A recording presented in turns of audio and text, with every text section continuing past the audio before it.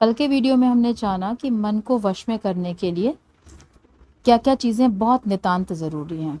इसके बाद आगे का पॉइंट हमारा ये था कि जब हम मन को वश में करना चाहते हैं, यानी कि ये चाहते हैं कि मन हमारे अनुसार काम करे, हम मन की आज्ञा ना माने, मन हमारी आज्ञा माने, तो इसके लिए क्या क्या करना है। कल हमने जाना था अभ्यास और वैराग्य के बारे में कि कैसे हम इजीली फॉलो कर सकते हैं। आगे है कि मन की क्रियाओं पर ध्यान रखना कि मन क्या कर रहा है। जब भी मन कुछ सोचता है या करता है, तुरंत हमें इस चीज़ को देखना है कि वो पॉजिटिव सोच रहा है या नेगेटिव सोच रहा है। एक बात ये हो गई। इसके बाद रात को सोने से पहले दिन भर के कार्यकलापों के बारे में विचार करो। अगर मन ने कुछ बुरा सोचा है, बुरा किया है, आपको बुरा करने पे मजबूर किया है, तो थोड़ा सा उसकी उलाहना करिए, उसको समझाइए और धिक्कारिए भी। ऐसा इस पुस्तक में कहा गया है। और अगर मन ने कुछ अच्छा किया है तो मन की सराहना कीजिए, उसकी तारीफ कीजिए। इसी तरह धीरे धीरे जब आप ये काम रोज करते हैं तो मन के अंदर एक डेफिनेशन फिक्स हो जाती है कि ये काम मुझे करना है, और अच्छे काम की डेफिनेशन मेरे लिए, उन्नति की डेफिनेशन ये है, और बुरा काम, बुरे काम की डेफिनेशन ये है। मुझे इस तरीके की चीज़ें ना सोचनी है ना करनी है। और कहते हैं ना कि एक्शन की शुरुआत मन से होती है। अगर आपके मन में वो विचार है, कभी ना कभी था या अभी है, तभी वो आपके एक्शन में और आपके वाणी में आती है। अगर वो विचार आपके मन में कभी है ही नहीं, कभी था ही नहीं, तो वो आपके विचारों में, मतलब आपके एक्शन में और आपके वाक्यों में, आपके शब्दों में आ ही नहीं सकता। तो इसलिए हमें मन के लेवल से जब हम काम करना शुरू करते हैं तो वो आगे तक हमारे लिए बहुत अच्छा रहता है, बहुत लाभप्रद रहता है। इस तरह धीरे धीरे जब हम अपने मन को रोज, हम दिन भर के क्रियाकलापों के बारे में मन के ऊपर उसको धिक्कारते हैं, सराहते हैं, तो धीरे धीरे मन हमारे कंट्रोल में आ जाता है। और फिर मन दूसरे दिन से उसको पता होता है कि मुझ पर वॉच रखी जा रही है, तो वो वही काम करता है जो कि हमारे लिए बहुत फ़ायदेमंद होते हैं, लाभप्रद होते हैं। और वो धीरे धीरे हमारे कंट्रोल में भी, हमारे वश में भी आने लगता है। अगला पॉइंट बता रहे हैं लेखक कि मन के कहने पर नहीं चलना। लेखक का कहना है, जब तक मन आपके वश में नहीं आ जाता ना, तब तक आप उसको अपना परम शत्रु मानो, परम मित्र ना मानो।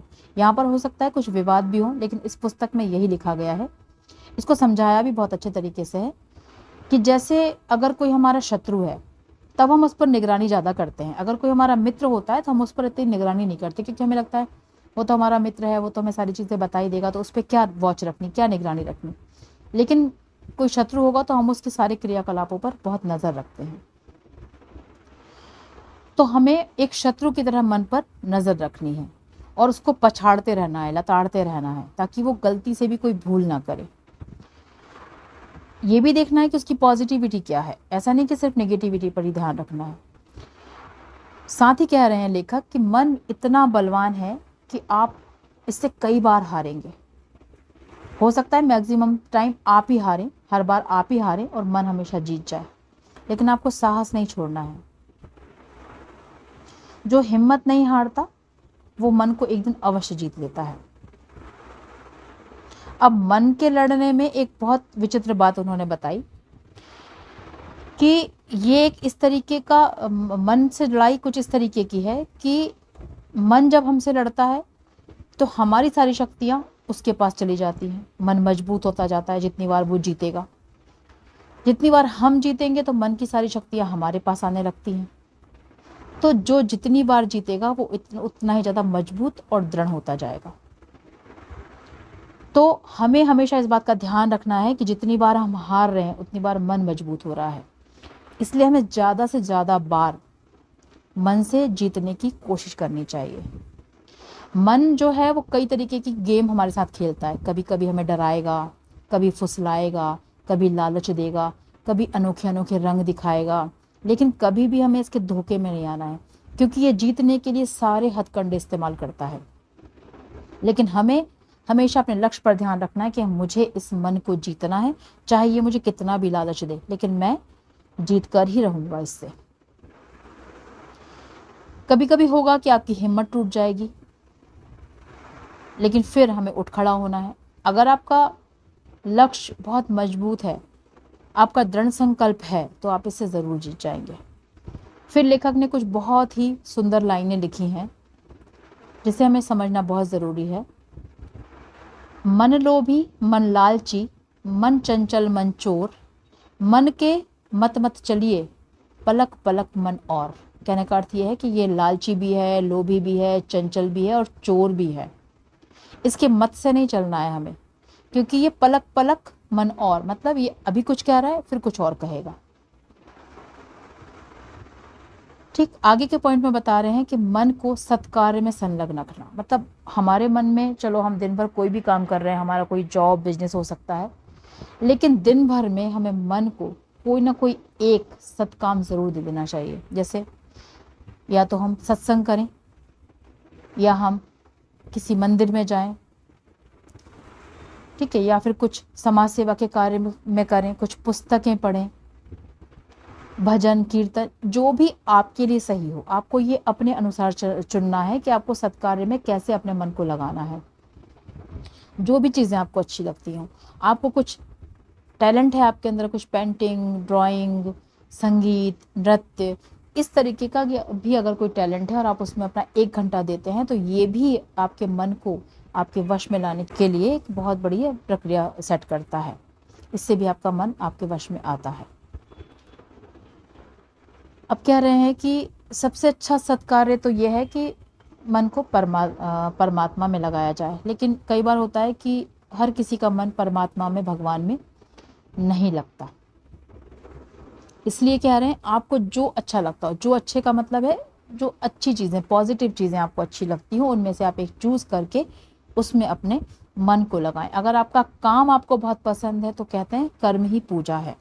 उस काम को भी आप बहुत ईमानदारी से, बहुत अच्छे से करेंगे तो वो भी आपके लिए एक पूजा का मार्ग स्थापित करेगी और आपके लिए वो सत्कार्य बन जाएगी।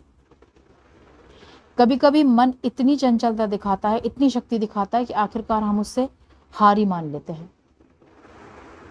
जैसे कि कोई नया साधक होता है या नए नए हमें लगता है कि हमें मन के ऊपर काम करना है, उस समय हम बहुत जोश के साथ इस फील्ड में एंटर होते हैं। लेकिन जब मन अपनी चंचलता हमें दिखाता है, अपनी शक्ति हमें दिखाता है, तब हम बहुत जल्दी हार भी मान लेते हैं, हमारा धैर्य छूट जाता है। लेकिन हमें ये मान के चलना चाहिए कि मन का तो स्वभाव ही ऐसा है।